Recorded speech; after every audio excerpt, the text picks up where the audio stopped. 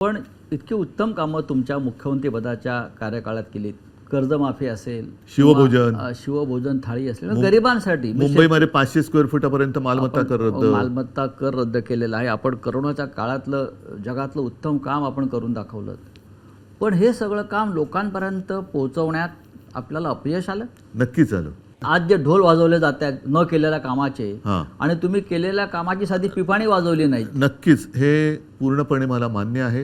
याचं कारण असं की लोकसभा आणि विधानसभेमध्ये, लोकसभेत शेवटी देशाचा विचार करून संविधान बदलणार हा एक मुद्दा होताच.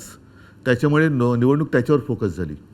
विधानसभेच्या वेळेला साहजिकच आहे, राज्यावरती ती फोकस व्हायला पाहिजे होती तेवढी झाली नाही. राज्यात विधानसभेच्या निवडणुकीत अत्यंत प्रतिकूल काळामध्ये आपण सरकार यशस्वीपणाने चालवून दाखवलं. करोनासारखं भयानक संकट, जे मी कोणाला कमी लेखत नाही, पण तेव्हा हे सगळे चॅनलमधनं आणि मीडियातनं आलेले फोटो आहेत की गंगेमध्ये कशी प्रेतं वाहत होती, गुजरातमध्ये कशा सार्वजनिक चिता पेटलेल्या होत्या. या सगळ्या याच्यामध्ये महाराष्ट्रामध्ये जनतेच्या आणि प्रशासनाच्या सहकार्यामुळे अशी गंभीर परिस्थिती उद्भवू दिली नाही आपण. म्हणजे प्रत्येकाला उपचार तर आपण देत होतो, पण करोना या व्हायरसला अजूनही उपचार नाही सापडलेला, तो भाग वेगळा. पण ही गोष्ट की अरे आम्ही प्रतिकूल काळात सरकार चालून दाखवू शकलोय.